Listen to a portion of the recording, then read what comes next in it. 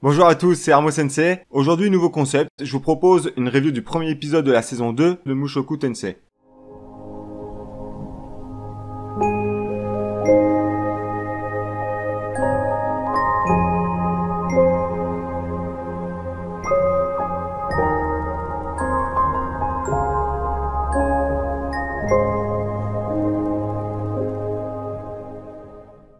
Alors tout d'abord, pour ceux qui sont fans de la saison 1, c'est toujours Ekfirm qui est aux commandes de l'animé, et bien que le scénariste ainsi que le réalisateur aient changé, ce premier épisode se veut rassurant. On trouve vraiment les traits caractéristiques de Mushoku Tensei, comme ce petit grain qui vient se coller à l'image là, il est toujours là lui.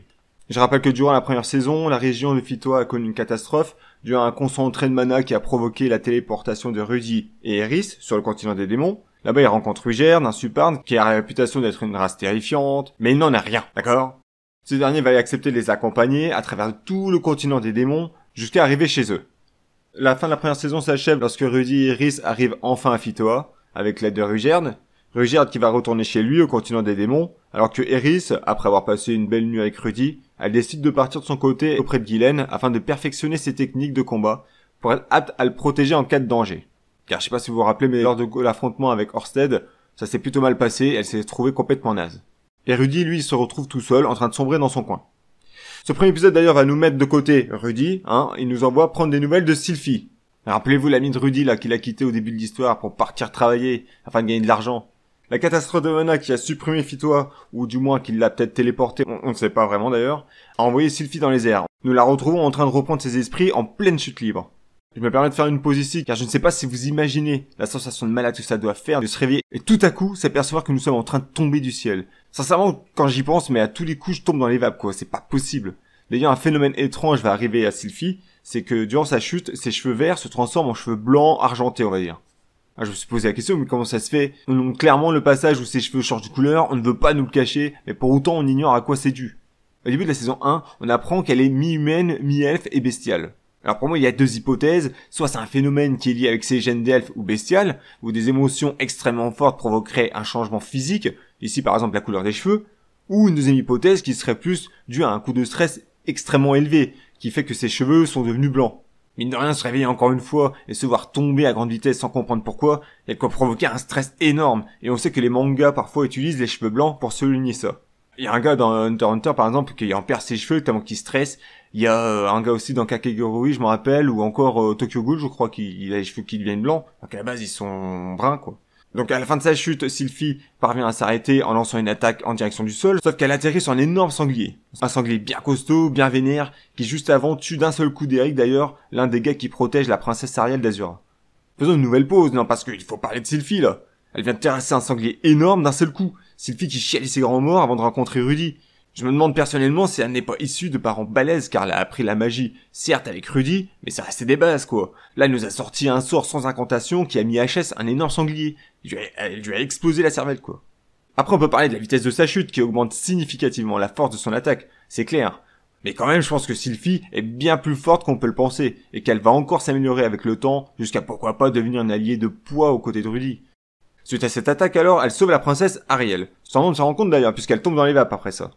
La princesse, elle, témoin de cette force incroyable, elle va lui demander de rester à ses côtés pour la protéger. Pourquoi pas, tant qu'à faire, elle vient d'arriver pile poil dans son royaume, autant l'engager, quoi. D'ailleurs, en échange, elle lui propose quand même de faire tout ce qu'elle peut pour retrouver sa famille et son pote Rudy. C'est un bel échange équivalent, ça. Pour ne pas éveiller les soupçons au sein du royaume, la princesse lui donne une paire de lunettes, ainsi qu'un nouveau nom, celui de Fitz. Elle travaille désormais aux côtés de Luke, un jeune homme qui ne quitte que très rarement la princesse Ariel. Cet épisode est vraiment axé sur la politique du royaume d'Azur. Nous rencontrons le père de Luke, Sir Pilmon, qui voit allégeance au prince Grabel, qui est l'un des frères de la princesse Ariel, mais il est d'une loyauté sans faille envers la princesse Ariel, justement, qui est beaucoup plus proche du peuple. Ça, il aime bien ça. Il lui rappelle même qu'ils ont un conciliabule de prévu cet après-midi, c'est-à-dire un entretien pour parler de choses privées. Ça montre à quel point des coups montés sont à prévoir au sein de ce royaume. Je parlais plutôt du prince Grabel, justement. Il se présente à la princesse Ariel. Clairement, on sent tout de suite que le gars, il ne va pas être le gentil du royaume. Il parle avec un hautain à sa sœur, et remet même en place Sir Pilmon alors qu'il est tout gentil, en lui rappelant qu'il travaille pour lui. Le mec, il faut qu'il redescende, quoi. Sylphie assiste à cette réunion, mais elle n'a pas l'habitude de tenir un tel poste. Faut pas oublier qu'elle a eu une enfance difficile. Tous les enfants de son âge la repoussaient, la martyrisaient tout le temps. C'est grâce à Rudy que Sylphie a pu retrouver le sourire, et apprendre à maîtriser la magie. Être entourée de nobles, de princes, de princesses, elle n'a pas du tout l'habitude, la pauvre. Évidemment, cela englobe tout l'environnement qui entoure cette sphère politique. D'ailleurs, on constate des signes de fatigue, ou elle titube car pareil, à rester debout tout le temps, c'est usant. Elle doit faire face aux questionnements de tous les nobles qui l'entourent. Pourquoi la princesse Ariel l'a choisie, d'où elle vient, qu'est-ce qu'elle a comme preuve de puissance, enfin bref. Ils ne savent absolument rien d'elle, et ça la met extrêmement mal à l'aise. Bien qu'elle se fasse passer pour un homme avec la complicité de la princesse Ariel et de Luke, certains ne sont pas dupes et ils vont tout faire pour qu'elle révèle sa véritable identité. Principalement Grabel, toujours lui là, le même là, le frère d'Ariel qui souhaite ridiculiser sa sœur afin qu'elle perde toute crédibilité envers le peuple d'Azura. Heureusement la princesse est plutôt maligne et elle sait rebondir suite à un incident, ce qui va éviter pas mal de problèmes à Fitz, notamment celui de révéler qu'elle est une femme quoi. C'est vrai que ce serait ballot. Le prince Grabel, comme on le pressentait tous, commence à vouloir faire chier, il s'inquiète de la popularité de sa jeune sœur, et il commence à flipper à l'idée de la voir réaliser un coup d'état. C'est complètement un quiproquo car on voit clairement que la princesse Ariel n'en a rien à faire du trône, elle le dit clairement au début de l'épisode en parlant à Derrick avant qu'il ne meure le pauvre, en précisant en plus que de toute façon elle est la dernière de ses frères et sœurs pour obtenir le trône. Elle en a absolument rien à faire quoi. Mais bon, sous les conseils avisés de Darius, Grabel lui donne carte blanche pour l'assassiner. Bon, pourquoi pas hein. Pourquoi c'est pas bête, autant s'attaquer à la plus jeune qu'elle n'a rien à foutre, ouais c'est pas con. Arrive la tombée de la nuit, la princesse Ariel va se coucher en compagnie de Fitz. La pauvre elle fait des cauchemars depuis qu'elle est tombée du ciel, alors la princesse adorable comme elle est, elle lui a proposé de dormir avec elle.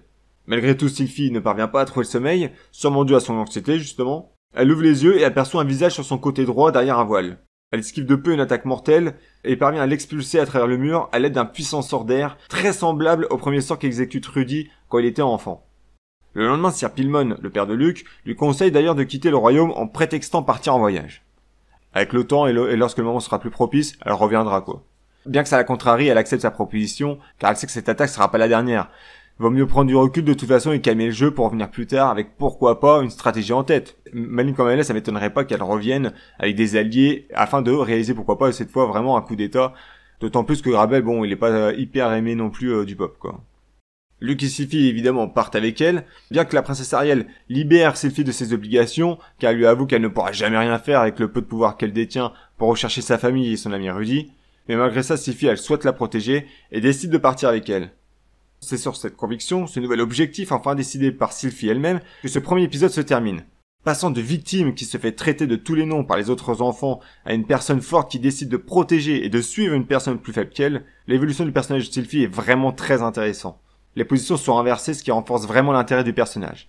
Pour conclure, moi ça m'a fait beaucoup de bien de prendre des nouvelles de Sylphie, ça faisait un bail qu'on ne l'avait pas vue, ça m'a fait plaisir de voir qu'elle allait bien, franchement elle se porte bien quand même, elle s'en sort bien là.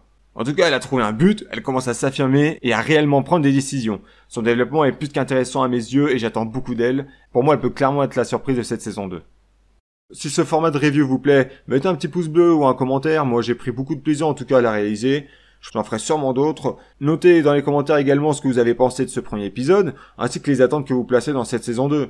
Vous avez sûrement des avis complètement divergents aux miens, et bien je vous invite à le noter dans les commentaires, et ainsi à comparer nos différents avis. Sur ce, je vous dis à une prochaine vidéo. Ciao ciao.